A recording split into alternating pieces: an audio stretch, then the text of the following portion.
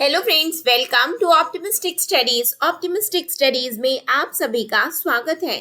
हमने labour inspector के लिए अपनी क्लास स्टार्ट की थी और उसमें हमारी पहली क्लास थी the payment of wages act 1936, मजदूरी भुगतान कानून 1936, जिसका हमने पार्ट 1 देख लिया था और हमने बेसिक सी चीजें देखी थी। बेसिक से चीजों के अंतर्गत यदि हम बात करें तो हमने क्या क्या देखा था। तो हमने देखा था कि ये जो एक्ट है, ये जो अधिनियम है, तो आया कब था। तो ये आया था 23 अप्रैल को। कब आया था? 23 अप्रैल को आया था। 23 अप्रैल, और जैसा कि ईयर लिखा है यानी कि 1936 को आया था। और हमने क्या देखा था, हमने याद किया था कि 36 को आया था। तो इसमें धाराएं कितनी है? 26 है। ये हमने एक छोटी सी ट्रिक से याद करने की कोशिश की थी। फिर उसके बाद में हमने ये इसका उद्देश्य क्या है, ये किसके लिए है, इसके अंतर्गत क्या क्या बताया गया है, हमने बेसिक चीजें देख लिया है। यदि आपने नहीं देखा है तो चैनल में प्लेलिस्ट बनी हुई है लेबर इंस्पेक्टर नाम से, आप उसमें जाकर के देख सकते हैं। तो आज हम उसके आगे का कंटिन्यू करेंगे। पार्ट 1 हमारा हो गया है, आज हम पार्ट 2 देखने जा रहे हैं। तो आज की क्लास को स्टार्ट करने से पहले यदि आप चैनल में पहली बार आए हैं तो चैनल को सब्सक्राइब कर लीजिए, साथ में बेल नोटिफिकेशन को ऑन रखिए, जिससे हम जो भी वीडियो डालें तो आप तक पहुंचती रहे। साथ में सेशन यदि आपको अच्छा लगेगा तो लाइक जरूर करिएगा और ज्यादा से ज्यादा लोगों तक आप सभी से निवेदन है कि शेयर जरूर कर दीजिएगा। तो आज की क्लास को स्टार्ट करते हैं भगवान जी का नाम लेकर के। नमः शिवाय आप सभी को। और आज की क्लास को अब हम स्टार्ट करते हैं। तो यदि हमने बात किया था कि मजदूरी की अवधि कितनी होगी, बेसिक्स यहां से स्टार्ट कर रहे हैं हम आज की क्लास को। मजदूरी की अवधि कितनी होगी, क्योंकि इसके अंतर्गत किया क्या जाता है, इसके अंतर्गत किया जाता है कि यदि आपने काम किया है तो काम तो कर लिया भैया, हमारी पेमेंट भी तो दे दो, हमारी पेमेंट भी दे दो। तो पेमेंट के लिए कब, कितने दिन में आपको मिल जाएगा? तो 1 मास के भीतर कुछ भी हो सकता है। मजदूरी की अवधि, आपने मजदूरी जो की है, आप दैनिक यानी कि डेली वेजेस जिसको हम बोलते हैं, दैनिक मिल रहा है, साप्ताहिक, पाक्षिक या मासिक, परंतु मजदूरी की अवधि निश्चित करके उसका नोटिस लगाना जरूरी होता है। यानी कि आप बता दो कितने दिन मजदूरी करना है ना। तो मजदूरी तो कर लिया हमने, डेली डेली कर रहे हैं, वीकली वीकली कर रहे हैं, या फिर पाक्षिक मतलब 15 दिन में कर रहे हैं, और मासिक कर रहे हैं, ठीक है, महीने भर का। भुगतान कब करोगे आप? तो भुगतान के लिए बताया गया है कि रेलवे में, कारखानों में अगर 1000 व्यक्ति काम करते हो तो 7 दिन के भीतर कर देंगे भुगतान, और यदि 1000 व्यक्ति से अधिक हैं काम करने वाले तो 10 दिन के भीतर भुगतान करने के लिए बताया गया है। और इस कानून के अनुसार कर्मचारियों को प्रति माह मजदूरी का भुगतान करने के लिए निम्नलिखित बैच बनाकर सुनिश्चित किया गया है। अब यहां से हमारी क्लास स्टार्ट होती है, क्योंकि यहां तक तो हमने अपने प्रीवियस सेशन में भी देखा हुआ है, ठीक है, कि 1000 रहेंगे तो 7 दिन के भीतर, 1000 से अधिक हो जाएंगे तो 10 दिन के भीतर कर देंगे, बिल्कुल ठीक है। अब ये प्रति माह मजदूरी का भुगतान करने के लिए ये बैच बना रहे, कैसा बैच है? तो प्रशासनिक बैच है। ये प्रशासनिक बैच क्या होता है? तो इसके अंतर्गत क्या है, मुख्यालय एवं मंडल कार्यालय के स्टाफ को इसके अनुसार माह के अंतिम दिन भुगतान किया जाता है। मुख्यालय एवं मंडल कार्यालय के जो स्टाफ है उनको इस the payment of wages act यानी कि मजदूरी भुगतान अधिनियम के अनुसार उनको माह के अंतिम दिन भुगतान किया जाता है, प्रशासनिक को। ट्रैफिक वाले लोगों का क्या है कि समस्त यातायात वर्ग के कर्मचारियों को प्रति माह 7 एवं 8 तारीख को, प्रति माह 7 एवं 8 तारीख को भुगतान करने की व्यवस्था की जाती है। किसके लिए है? ट्रैफिक बैच के लिए, प्रशासनिक के लिए महीने के अंतिम दिन में ही, याद रखेंगे आप लोग, ठीक। यांत्रिक बैच के लिए क्या है? रनिंग एवं तकनीकी लाइन कर्मचारियों को 13 एवं 14 तारीख को भुगतान की व्यवस्था की जाती है, क्योंकि मुख्यतः ये किन कर्मचारियों के लिए? रेलवे, कारखाने, इनमें जो काम करते हैं उनके लिए ही है। तो रनिंग एवं तकनीकी लाइन कर्मचारियों को 13 एवं 14 तारीख को भुगतान की व्यवस्था है। इंजीनियरिंग बैच के लिए बोला गया है कि समस्त इंजीनियरिंग विभाग के लाइन कर्मचारियों को प्रति माह 21 एवं 22 तारीख को भुगतान की व्यवस्था की जाएगी। तो अब तक हमने क्या पढ़ा? अब तक हमने पढ़ा है अलग अलग इनका प्रशासनिक बैच हमने पढ़ा कि महीने के अंतिम दिन में कर देंगे, बिल्कुल कर देंगे। फिर उसके बाद में हमने क्या पढ़ा था, ट्रैफिक बैच पढ़ा था। ट्रैफिक वाले लोगों को क्या बोला गया कि 7 या 8 तारीख को करेंगे प्रति माह। फिर यांत्रिक वाले को बोला गया कि 13 या 14 तारीख को 13 एवं 14 तारीख को भुगतान कर देंगे, है ना। फिर उसके बाद में इंजीनियरिंग वाले लोगों को बोला गया कि ये 21 एवं 22 को, 7 एवं 8 को, 13 एवं 14 को, 21 अथवा एवं 22 को। तो आपको एक लिंक समझ में आ रहा है, लिंक क्या बना देखो, समझना। यहाँ पे याद करने का तरीका है 7 14, ठीक है, 7 14 हो गया। फिर उसके बाद में ये क्या आ गया 21, तो याद हो जाएगा। और सबसे पहले वाला तो प्रशासनिक है जो कि अंतिम दिन होगा माह के, है ना। तो ये ट्रैफिक हो गया, ये यांत्रिक हो गया यानी कि टेक्नोलॉजी वाले जो होते हैं, ठीक है। और ये इंजीनियरिंग हो गया, TTE करके याद करना, TTE और 7 का पहाड़ा पढ़ देना। जब 7 का पहाड़ा पढ़ दोगे 7 14 21 समझ में आ जाएगा। अच्छा 7 के बाद 8 और ये 14 से पहले 13 और 21 के बाद में 22। क्लियर है, याद हो जाएगा। आगे बढ़े हम लोग। अब क्या है, इस कानून के अनुसार भुगतान के अन्य प्रावधान के अनुसार सारे भुगतान चालू करेंसी में होने चाहिए, वस्तुओं में नहीं। ये नहीं कि पैसे नहीं दे रहे हो और बोलो ले लो पकड़ लो, तुम्हारी मजदूरी का भुगतान हमने ये चीज पकड़ लो, ऐसा नहीं है। तो भुगतान के अन्य प्रावधान के अनुसार सारे भुगतान चालू करेंसी में होंगे, वस्तुओं में नहीं होंगे, बिल्कुल ठीक है। भुगतान नगद में होना चाहिए और कर्मचारियों की सहमति से वे चेक द्वारा भी किया जा सकता है। आप तो पहली बार नगद दे दो, और यदि नहीं तो जो कर्मचारी है यदि वो सहमत है कि ठीक है मैं चेक ले लूंगा, तो उनकी सहमति से चेक के द्वारा आप भी कर सकते हो। कार्य दिवस के दिन ही भुगतान किया जाना चाहिए एवं कार्यालय समय में ही भुगतान की व्यवस्था की जानी चाहिए। कार्य दिवस मतलब कि वर्किंग डे में ही आप भुगतान करोगे, और कार्यालय समय यानी कि जितने बजे से जितने बजे तक मतलब कि जो वर्किंग आवर है उसमें ही आपको क्या करना है, आपको पेमेंट कर देनी है। बातें क्लियर है, छोटी छोटी बात है लेकिन यहाँ से प्रश्न बन सकते हैं। यदि किसी की सेवा समाप्त हो गई हो तो 48 घंटे के भीतर उसका भुगतान हो जाना चाहिए। सेवा समाप्त, टाटा बाय बाय हुए तो टाटा बाय बाय के 48 घंटे यानी कि 48 आवर्स के भीतर उसका भुगतान हो जाएगा। तो अब तक हमने क्या देखा, अब तक हमने देखा कि पहली बात तो करेंसी में दो या फिर चेक में दे दो, चल जाएगा, नगद या चेक में दे दोगे। फिर उसके बाद में वर्किंग डे में और वर्किंग आवर में ही होना चाहिए, और यदि कोई टाटा बाय बाय हो गए तो 48 आवर्स के भीतर आप उसका भुगतान कर देना। ठीक, इतनी बातें हमने पढ़ लिया। अब हम आ जाते हैं भुगतान विटनेस। ये भुगतान विटनेस क्या होता है, तो इस कानून के धारा 3 के अनुसार, जैसे कि हमने देखा कि इसमें कितनी धाराएं हैं, 26 धाराएं हैं, ठीक है। तो धारा 3 के अनुसार किसी अधिकारी को भुगतान विटनेस के लिए नामित किया जाता है, यानी कि किसी ऑफिसर को नॉमिनी बना लिया जाता है, ठीक है। तो जो सारे भुगतानों के लिए जिम्मेदार होता है, नामित करने वाला अधिकारी भी जिम्मेदार होता है। जो नामित कर रहा है, ध्यान देंगे आप लोग, है ना। क्या बोला गया है यहाँ पे बोला गया कि धारा 3 यहाँ पे क्या बोलती है, धारा 3 बोलती है कि किसी अधिकारी को भुगतान विटनेस के लिए नामित किया जाएगा, किसी अधिकारी को, ठीक। और नामित करने वाले अधिकारी भी जिम्मेदार होते हैं। पहली बात तो किसी को नॉमिनी बना लिया जाएगा, जो बना रहा है यानी कि नामित करने वाला अधिकारी भी जिम्मेदार होता है। जो बना रहा है कि अच्छा आपको हम नॉमिनी बना रहे हैं कि देखो सबको पेमेंट मिल गई है, तो जो बना रहा है वो भी जिम्मेदार, जो बना है वो भी जिम्मेदार, देखो भुगतानों के लिए जिम्मेदार हैं, ठीक है। फिर इस कानून के अनुसार धारा 7, ये कौन सी धारा है, धारा 3, ये कौन सी धारा है, धारा 7। हम लोग एक एक करके सभी सेक्शन को भी देखेंगे, लेकिन ये आप यदि आप पार्ट 1 और पार्ट 2 को यदि आप करोगे तो मैक्सिमम क्वेश्चन तो इससे ही बन जाएंगे, आपके डेफिनेटली बनने वाले हैं, ठीक है।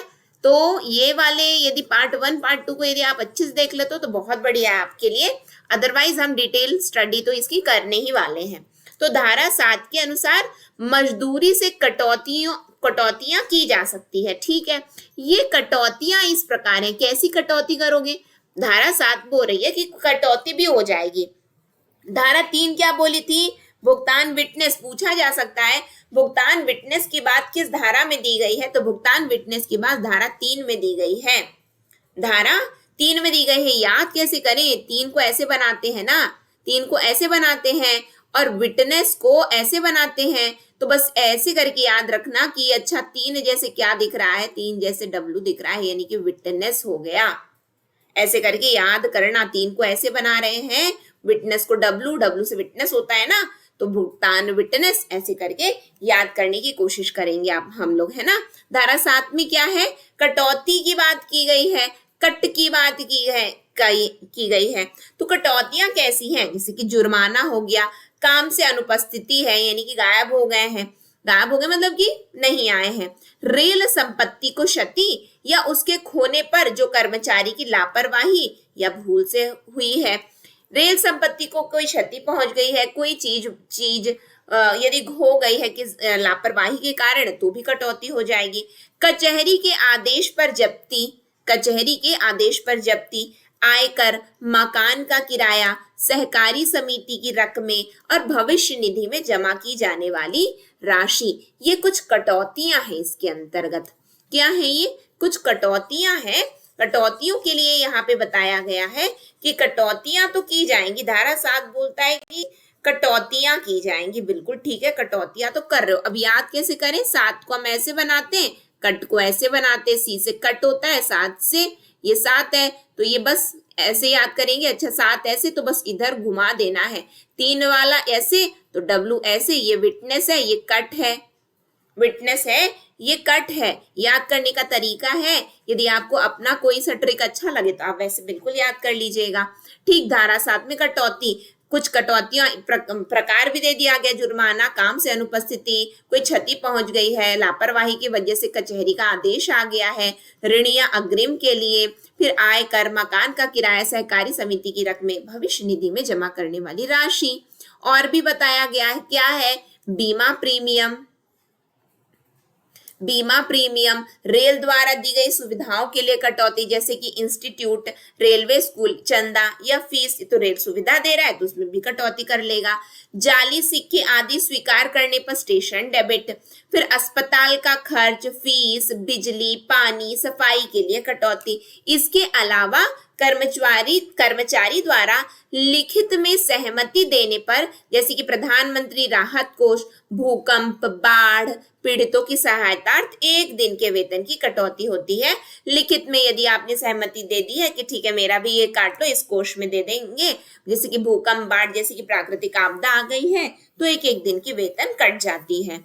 ठीक है, समझ में आ गया? ये कुछ प्रकार की कटौती है जो कि होती है। अब यहाँ से प्रश्न कैसे आएगा? प्रश्न ऐसे आएगा कि आपको लिख दिया रहेगा, 4 ऑप्शन लिख देंगे, बोलेंगे निम्न में से कौन सी कटौती मजदूरी भुगतान अधिनियम के अंतर्गत की जाती है, या फिर पूछा जाएगा कि मजदूरी भुगतान अधिनियम के अंतर्गत कटौतियों का प्रावधान किस धारा में है, तो कटौतियों का प्रावधान धारा 7 में है। ठीक है, प्रश्न कैसे बनेंगे, उत्तर आपके क्या बनेंगे, ये भी मैंने आपको बता दिया। ठीक है, एमसीक्यू भी करेंगे, टेंशन मत लेना। फिर क्या है, इस कानून में अन्य प्रावधान भी है। क्या है प्रावधान? आइए देख लेते हैं। जैसे कि पहला है जुर्माने का प्रावधान, तो जुर्माने किए जा सकते हैं और उनकी वसूली भी की जा सकती है। इसकी मुख्य शर्तें हैं, जुर्माना तो लगाओगे लेकिन कुछ शर्तें हैं। जुर्माना लग गया, जुर्माना वसूला जा रहा है, लेकिन कुछ शर्तें हैं। क्या है? वे काम या भूलें जिन पर जुर्माना लागू होगा, नोटिस बोर्ड पर स्थानीय भाषा में लगाना जरूरी है। आप पहली बात तो पहले डिक्लेयर तो कर दो कि ऐसा करोगे तो जुर्माना लगेगा। तो पहली बात, स्थानीय भाषा में, यहाँ से पूछा जा सकता है किस भाषा में, अंग्रेजी, हिंदी, स्थानीय भाषा, तो आपको टिक क्या करना है? स्थानीय भाषा। ठीक है, तो क्या करना है? नोटिस बोर्ड पर स्थानीय भाषा में लगाना जरूरी है कि इसमें जुर्माना है। ठीक है, औपचारिक जांच जरूरी नहीं है किंतु उत्तर देने का अवसर देना जरूरी है। अब अवसर तो दो, अवसर दो कि हाँ तुमने ये सब किया है, ये है, तो सामने वाला व्यक्ति बताए तो अपनी एक्सप्लेनेशन तो दे, थोड़ा तो सफाई दे, आप उसको उत्तर देने का अवसर दो। कोई जांच कुछ नहीं, औपचारिक जांच की जरूरत नहीं कि जुर्माना इसलिए लगा रहे, ये है वो है, लेकिन आप उत्तर देने का अवसर दोगे ठीक। वेतन का 30% तक एक बार में और गलत काम या भूल की तारीख के 60 दिन के भीतर वसूली जरूरी है। क्या बोला गया? कितना जुर्माना और कितनी वसूली हो रही है? वेतन का 30% और गलत काम या भूल हो गई तो उस जिस दिन किए हो तो उस तारीख के 60 दिन के भीतर वसूली हो जाएगी। मान लो कि आज 25 तारीख को कोई गलती कोई किया है, कोई भूल हो गई है, तो क्या करेंगे? 60 दिन के भीतर वसूली कर लेंगे। वसूली कितना करते हैं? वेतन का 30% तक एक बार में काटते हैं। ठीक। जुर्माने का रजिस्टर रखना जरूरी है। पूछा जा सकता है निम्न प्रावधान में से जुर्माने के लिए कौन से प्रावधान है? तो इसमें से ये आप लोगों को याद रखना है। केवल 5 हैं। क्या 5 हैं? पहली बात तो नोटिस बोर्ड में स्थानीय भाषा में लगा दो, उत्तर देने का अवसर दो, लेकिन औपचारिक जांच जरूरी नहीं। पूछा जा सकता है क्या औपचारिक जांच जरूरी है? जी नहीं। औपचारिक निम्न में से कौन सा कथन सत्य है? इस तरीके से प्रश्न पूछा जा सकता है। ठीक। तो औपचारिक जांच जरूरी है? तो जी नहीं, औपचारिक जांच जरूरी नहीं है, लेकिन उत्तर देने का अवसर दिया जाएगा। फिर उसके बाद में एक बार में 30% तक और गलत काम या भूल हो रही है तो 60 दिन के भीतर वसूल लेंगे। जुर्माने का रजिस्टर रखना जरूरी है और जुर्मानों को स्टाफ बेनिफिट फंड में जमा करवाया जाएगा। कहाँ जमा करवाया जाता है? स्टाफ बेनिफिट फंड में। ठीक है, बेनिफिट फंड में जमा करवाया जाएगा। ये नहीं कि क्या बोलते हैं केवल वसूला गया है और पता ही नहीं इतना आ रहा है, लेकिन पता ही नहीं गायब हो गया है। स्टाफ बेनिफिट फंड में पूरे जुर्माने जमा करवाए जाते हैं। बातें क्लियर हैं? इसमें से प्रश्न कैसे बनेगा मैंने बता दिया। निम्न में से कौन सा कथन सत्य है या कौन सा कथन मजदूरी भुगतान अधिनियम के अंतर्गत कौन सा कथन सत्य नहीं है। ठीक है, सही नहीं है वाला जो प्रश्न आता है वैसे करके पूछा जा सकता है। आगे पढ़ेंगे हम लोग। ठीक है, यदि सेशन आपको अच्छा लगेगा तो लाइक जरूर करिएगा और आप सभी से निवेदन है कि शेयर भी जरूर कर दीजिएगा। ठीक है, आगे बढ़िए। ये जुर्माने अनुशासन नियमों के अनुसार दंड नहीं है। यानी कि जुर्माना वसूल रहे हो तो इसका मतलब ये नहीं कि आप दंड दे रहे हो। ठीक। और आदेशों की अवहेलना, देरी या अनियमित हाजिरी, अनुचित या अशिष्ट व्यवहार, नियमों के पालन न करने पर, रेल संपत्ति को क्षति पहुंचाने पर, अन्य कारणों के लिए किए जा सकते हैं। ये जुर्माने क्या है? अनुशासन नियमों के अनुसार दंड नहीं है। और ये क्या है? आदेशों की अवहेलना यदि कोई कर दिया, देरी से आ रहा है, अनियमित हाजिरी है उसकी, अशिष्ट अनुचित व्यवहार है उसका, कोई नियम का पालन नहीं कर रहा है, रेल संपत्ति को क्षति पहुंचा रहा है या फिर कोई अन्य कारण है तो जुर्माना लगेगा ये। ठीक है। फिर इस कानून के अनुसार कटौतियों की जो सीमा है वो सामान्यतः 50% तक कटौती हो सकती है और यदि सहकारी समिति की कटौती शामिल हो तो 75% तक हो सकती है। ये क्या है? कटौतियां जो होती हैं। तो क्या बोला गया? इस कानून के अनुसार जो कटौतियां होंगी वो 50% तक होंगी और यदि सहकारी समिति की कोई कटौती है तो 75% तक होगी। देखो यहाँ पे सहकारी समिति की कटौती के बारे में भी ये रहा। सहकारी समिति की रकमें दिया गया ना, तो इसमें 75% तक की कटौती होती है। ये कटौती का प्रावधान, ये कटौतियां इस प्रकार है ना, तो बस वही है। ठीक है, कटौतियां इस प्रकार है तो उसी प्रकार से यहाँ पे 75 सहकारी समिति की सहकारी समिति का कोई है काम, तो उसके लिए क्या बताया गया है? सहकारी समिति की कटौती 75% तक होगी, लेकिन सामान्यतः 50% तक ये कटौतियां होती हैं। बातें क्लियर है आप लोगों को? जैसे ये कटौती लिखा है ना, तो बस वही है। ठीक है, आगे बढ़ेंगे हम लोग। आगे ये है कि कर्मचारी की सहमति से यूनियन का चंदा, जो यूनियन का जो चंदा है, वेलफेयर फंड के लिए चंदा काटे जा सकते हैं। यानी कि कर्मचारी की सहमति है, हाँ ठीक है बिल्कुल काट लो, वो यूनियन का चंदा है, ठीक है काट लो, या फिर वेलफेयर फंड का कोई चंदा है तो बिल्कुल काटा जा सकता है। इसके अलावा सुविधाओं के लिए कटौती किया जा सकता है। जिन कटौतियों के बारे में कानून में प्रावधान नहीं है, जैसे कि स्कूल बस, कैंटीन, कर्मचारियों की अपनी हित योजना आदि के लिए उनकी लिखित सहमति और चीफ लेबर कमिश्नर की स्वीकृति से कटौती की जा सकती है। ये बहुत ही बढ़िया प्रश्न यहाँ से बनेगा। क्या बनेगा? पहली बात यूनियन का चंदा वेलफेयर फंड के लिए जब चंदा है तो सहमति से काट लेना, कोई दिक्कत नहीं है। फिर उसके बाद में इसके अलावा सुविधाओं के लिए कटौती किया जा सकता है। सुविधाओं के लिए कटौती की यदि हम बात करें तो कुछ कुछ जो सुविधाएं दे रहे हैं, जैसे कि मकान दिए हैं तो बिल्कुल काट लेंगे, ठीक है। यदि डॉक्टर का फीस दे रहे हैं, यानी कि बोलते हैं ना कि इलाज फ्री में हो रहा है, तो उसके लिए कटेगा, ऐसा नहीं कि नहीं कटेगा, ठीक है। तो जिन कटौतियों के बारे में लेकिन प्रावधान ही नहीं है। प्रावधान जैसे कि बताया गया कि स्कूल बस कैंटीन कर्मचारियों की अपनी हित योजना कोई है, कर्मचारियों के लिए जो उनके वेलफेयर के लिए जो बहुत सारे स्कीम्स नहीं आ जाते हैं, तो बस उनके हित का कोई योजना है, तो उसके लिए कैसे कटौती की जाएगी, तो उसके लिए उनकी लिखित सहमति होगी। किसकी? कर्मचारियों की लिखित सहमति। जी हाँ, बिल्कुल, आप इसके लिए हमारी कटौती कर लो पेमेंट से। साथ में चीफ लेबर कमिश्नर और कर्मचारियों की सहमति से जो है कटौती होगी। जब तक चीफ लेबर कमिश्नर स्वीकृति नहीं देंगे तो नहीं होगा। यहाँ से प्रश्न बन सकता है कि यहाँ पे चीफ लेबर कमिश्नर की जगह अलग अलग लेबर कमिश्नर भी लिख देंगे, ठीक है, या फिर केवल कर्मचारी लिख देंगे, या फिर चीफ लेबर कमिश्नर लिखेंगे तो चीफ लेबर कमिश्नर और कर्मचारी, यानी कि ए और सी करेक्ट होगा। यहाँ पे लेबर कमिश्नर लिखा हुआ था क्योंकि बी में, और यहाँ पे डी में नन ऑफ द अबव है, यानी कि प्रयुक्त में से कोई नहीं। तो ए और सी, सॉरी, यहाँ पे लिखा है बोथ ए एंड सी, गलती से मैंने बोल दिया बोथ ए एंड सी, तो आपका करेक्ट आंसर क्या होगा? बोथ ए एंड सी, यानी कि कर्मचारियों की भी सहमति है और चीफ लेबर कमिश्नर की स्वीकृति है, तब जाके कटौती हो रही है। इस तरीके से यहाँ से प्रश्न आपके बन सकते हैं। समझ में आया? आगे बढ़े हम लोग। आगे क्या बताया गया है, देखिए मैं आपको प्रश्न भी बता रही हूँ, है ना, तो इसको ध्यान से आप लोग देखिएगा, और एमसीक्यू भी करवाऊंगी मैं।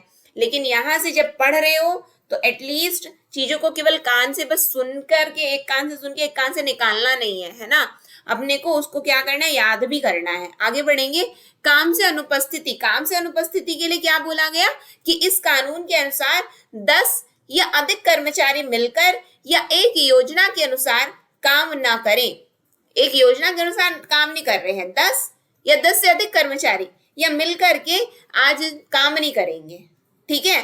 तो उन्होंने कोई नोटिस यदि नहीं दिया हो, तो पर्याप्त कारण ना हो, तो काम ना करने पर भले ही शारीरिक उपस्थिति हो, यानी कि काम ना करने पर अनुपस्थिति की अवधि के अनुपात में वेतन से कटौती की जा सकती है। इसमें 8 गुना धन तक दंड में वसूल किया जा सकता है। इसका मतलब समझना, इसका मतलब ये है कि यदि 10 या 10 से अधिक कर्मचारी मिलकर आज काम नहीं करेंगे, आज बैठे हैं, ठीक है, मिलकर, या फिर कोई प्लानिंग के अनुसार ये लोग काम नहीं कर रहे हैं, जानबूझ करके काम नहीं कर रहे हैं, तो ये माना जाएगा कि तुम पहली बात तो अनुपस्थित हो, ठीक। और जो अनुपस्थिति में जितना वेतन कटता है उतना कटेगा, अनुपस्थिति की अवधि के अनुपात में आपका वेतन कटेगा, उसके रेशियो में कटेगा, उतना नहीं, उसके अनुपात में कटेगा। बात ध्यान देना, अनुपस्थिति की अवधि के अनुपात, बहुत इंपॉर्टेंट पॉइंट है। क्या लिखा है?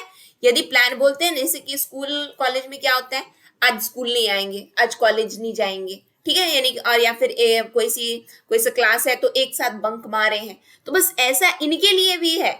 यदि ये 10 या 10 से अधिक कर्मचारी मिलकर या एक योजना के अनुसार ये काम नहीं कर रहे हैं और उन्होंने कोई नोटिस वोटिस नहीं दिया है और कोई पर्याप्त कारण भी नहीं है कि काम क्यों नहीं कर रहे हैं, तो क्या किया जाएगा, तो अनुपस्थिति की अवधि के अनुपात में वेतन से कटौती होगी। वेतन से कटौती हो रही है, जिसमें कितना दंड है, तो 8 गुना धन, 8 गुना धन दंड में वसूल किया जा सकता है। अब कितना भी वो धन हो, लेकिन उसका 8 गुना हो जाएगा, 8 गुना धन वसूलेंगे ये, ठीक। जैसे कि उदाहरण के लिए देखो, एक दिन के लिए 1 + 8, 8 गुना 1 + 8 तो कितना, यानी कि 9 दिन, और 2 दिन के लिए 2 + 8, जितने दिन नहीं आए, जितने दिन, देखो अनुपस्थिति की अवधि के अनुपात में, अनुपस्थिति मान लो 1 दिन नहीं कर रहे हो, तो 1 और 8 कितना हो गया, 9 दिन का वेतन काटेंगे, ठीक। 2 दिन के लिए 2 + 8 यानी कि 10 दिन का वेतन काटा जाएगा, यानी कि मिलकर काम नहीं करना है ना, लो भुगतो, जितने दिन नहीं करोगे उतना दिन तुम्हारा ऐसा होगा, यानी कि वो कितना 8 गुना होता जाएगा अनुपस्थिति की अवधि के अनुपात में। कितने दिन नहीं काम कर रहे हो तो उसका 8 गुना बनता जाएगा, ठीक है। इसके लिए नियमों का पालन करना जरूरी है, जिसमें 1 माह पहले नियमों को नोटिस बोर्ड पर लगाना शामिल है। नियम पहली बात तो नोटिस बोर्ड में लगाओ, नोटिस बोर्ड में लग गया तो पालन करोगे ही, नहीं करोगे तो ठीक है काटेंगे, कोई दिक्कत नहीं, उनका क्या है, तो काट लेंगे, ठीक है। तो इसको समझना कि 1 दिन नहीं काम कर रहे तो 1 + 8 यानी कि 9 दिन का वेतन काट लिए, 2 दिन काम नहीं करे तो 2 + 8 यानी कि 10 दिन का वेतन काटे हैं। क्लियर है, समझ में आ गया। अब आगे बढ़ जाओ। रजिस्टर और वार्षिक विवरण ये क्या है, तो इस कानून के नियमों के अनुसार वेतन रजिस्टर, जुर्माने का रजिस्टर, संपत्ति की क्षति या खोने पर वसूली का रजिस्टर, अग्रिम का रजिस्टर रखने जरूरी है। कुछ रजिस्टर मेंटेन करना जरूरी है। क्या है वो रजिस्टर, ध्यान देंगे हम लोग। बताया गया है वेतन रजिस्टर रखो भाई, जुर्माने का रखो, संपत्ति की कोई क्षति हो गई या खो गया है तो उसकी वसूली पर रजिस्टर रखो, कोई अग्रिम का यानी कि कोई आगे कुछ है तो उसका रजिस्टर मेंटेन करो, जरूरी है ये सब। इस कानून के मुख्य नियम अंग्रेजी, हिंदी और स्थानीय भाषा में नोटिस बोर्ड पर लगाना है। तो भाषा पूछी जा सकती, कौन कौन सी भाषा, तो याद रखिएगा इंग्लिश, हिंदी और स्थानीय भाषा यानी कि लोकल लैंग्वेज जो कुछ भी होगी, ठीक। तो मजदूरी का भुगतान किस अवधि के लिए होता है और किस तारीख को किया जाता है, यह भी नोटिस बोर्ड पर पेंट से लिखवाया हुआ होना चाहिए। ऐसा नहीं कि आप कुछ भी कभी भी पेमेंट दे रहे हो।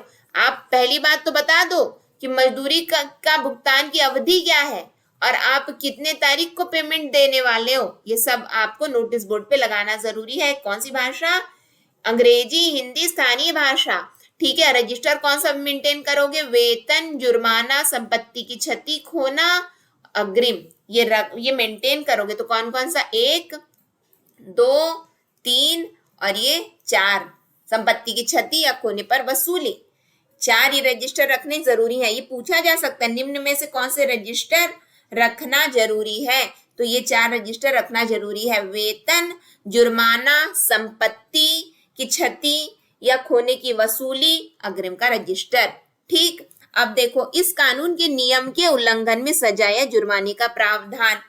तो यदि मजदूरी के भुगतान में देरी हो और गलत कटौतियां कर ली हो, यदि मजदूरी का भुगतान में देरी हो रही है और कटौती भी गलत सलत कर लिए हैं, तो नियमों के उल्लंघन के लिए जुर्माने किए जा सकते हैं और यह जुर्माना 3,750 रुपए तक हो सकता है। और जिस कर्मचारी का नुकसान हुआ है तो उसे हर्जाना भी मिल सकता है, जो गलत कटौती के 10 गुने तक हो सकता है। इसका क्या मतलब हुआ समझना। यहाँ पे ये बताया गया कि मान लो कि ये पेमेंट ही नहीं दे रहे हैं या फिर गलत सलत काट लिए हैं, तो जुर्माने का प्रावधान है। यानी कितने जुर्माने का प्रावधान है, किसमें, पहली बात तो भुगतान में देरी हुई है और गलत कटौती किए हैं तो 3,750 रुपए तक का जुर्माना है। तो होगा क्या, तो हर्जाना मिलेगा किसको, कर्मचारी को, क्योंकि नुकसान कर्मचारी का हुआ है। और कितना, तो गलत यदि कोई कटौती हुई है ना तो गलत कटौती का आप 10 गुना तक दोगे, 10 गुना तक दोगे, ठीक। अन्य मामलों में जैसे नोटिस आदि न लगाने पर, नोटिस लगाना अनिवार्य बोला गया है और यदि मान लो नोटिस नहीं लगाते हो तो जुर्माना रजिस्टर का रख रखाव न रखने आदि पर, यदि मान के चलो आप नोटिस नहीं लगा रहे हो, आप जुर्माने का रजिस्टर नहीं रख रहे हो, तो क्या होगा, 1,500 रुपए का जुर्माना हो सकता है एवं इस रुपए यानी कि 7,500 तक बढ़ाया जा सकता है। जुर्माना 1,500 होगा, कब होगा, जब पहली बात तो आप नोटिस बोर्ड में नोटिस नहीं लगाए हो, दूसरी बात बोलते हैं आप जुर्माने का रजिस्टर ही नहीं रखे हो, मेंटेन ही नहीं रखे हो, तो 1,500 तक का जुर्माना लगेगा। अब वो बढ़ करके 7,500 तक का हो जाएगा, यानी कि 7,500 7,500 तक हो जाएगा ये जुर्माना। तो इस संबंध में सरकार किसी प्राधिकारी की नियुक्ति भी करती है जो नियमों के उल्लंघनों की शिकायतें सुनकर उन पर निर्णय करेगा और दंड भी देगा। यानी कि सरकार के द्वारा कोई प्राधिकारी नियुक्त होता है जो कि सभी शिकायतें सुनेगा और निर्णय करके दंड भी देगा। इसका मतलब क्या दंड का प्रावधान है? जी हाँ, कितना? तो यदि नोटिस बोर्ड में नोटिस नहीं लगाए हो, जुर्माना रजिस्टर मेंटेन नहीं किए हो, तो 1500 से लेकर के 7500 तक का साढ़े यानी कि 1500 से 7500 तक का कितना क्या होगा आपका जुर्माना लगने वाला है। ठीक है, 1500 1500 से 7500 तक का आपका जुर्माना लगेगा। 1575 करके याद रखना, याद हो जाएगा 1575 ऐसे करके याद करना। ठीक है, तो ये जुर्माना लगेगा। यदि आप देर से पेमेंट दे रहे हो, बेफालतू की कटौती कर रहे हो तो जुर्माना 3750 और हर्जाना कितना मिलेगा? हर्जाना 10 गुना तक मिलेगा। गलत सलत कटौती की हो तो 10 गुना तक हर्जाना दो कर्मचारियों को आप। क्लियर है? तो और सरकार क्या करती है? किसी प्राधिकारी की नियुक्ति कर देती है। तो यहाँ पे हमने आपका जो ये पेमेंट ऑफ वेजेस एक्ट था, जो पूरा क्रक्स है, यानी कि आप यदि ये मास्टर वीडियो यदि आप देखे हो पार्ट 1 और पार्ट 2 को देखे हो ना, इसका मतलब मैक्सिमम क्वेश्चन तो आपके यहाँ से कवर हो जाएंगे। अदरवाइज और हम पूरी जो सेक्शन है तो सेक्शन को भी डिस्कस कर लेंगे कि इसमें कौन सी धाराएं हैं, किस धारा में क्या लिखा है। लेकिन आज की क्लास में हमने 3 का देखा विटनेस, भुगतान विटनेस, 7 का देखा हमने कटौती। इतना तो याद रखेंगे हम लोग। ठीक है, अब अगली क्लास में हम लोग मिलेंगे। नेक्स्ट सेशन तक के लिए यदि क्लास अच्छी लगी हो तो आप सभी से निवेदन है लाइक करिएगा। ठीक है, अपने दोस्तों को जो भी आपके पहचान में जो भी तैयारी कर रहे हैं तो उन तक शेयर कर दीजिए वीडियो को। चैनल को यदि नए आए हैं तो चैनल को सब्सक्राइब कर लीजिए, साथ में बेल नोटिफिकेशन को ऑन रखिए जिससे हम जो भी वीडियो डालें तो आप तक पहुंचती रहे। ठीक है, और कमेंट सेक्शन में कोई डाउट है तो कमेंट सेक्शन में डाउट भी बता दीजिएगा। इसकी पीडीएफ आपको बता दे रही हूं मैं, इसकी पीडीएफ आपको इस वीडियो के डिस्क्रिप्शन बॉक्स में, साथ में कमेंट सेक्शन में लिंक को पिंड कर दिया जा रहा है, वहां पे आप क्लिक करके इसकी पीडीएफ को ले सकते हैं। ठीक है, अधिक जानकारी के लिए किसी भी प्रकार यदि आपको हमसे संपर्क करना है तो इस नंबर को नोट डाउन कर लीजिए 9584532690। इस नंबर पर आप हमसे संपर्क कर सकते हैं 9584532690। आप यदि हमसे संपर्क करना चाहते हैं किसी भी विषय में तो। ठीक, तो आज की क्लास कैसी लगी है जरूर बताइएगा। नेक्स्ट सेशन में हम मिलेंगे। नेक्स्ट सेशन तक के लिए आप सभी को देखने के लिए बहुत बहुत धन्यवाद। नमः शिवाय आप सभी को। नेक्स्ट सेशन तक के लिए optimistic learning. Thank you for the session. जय हिंद, जय भारत।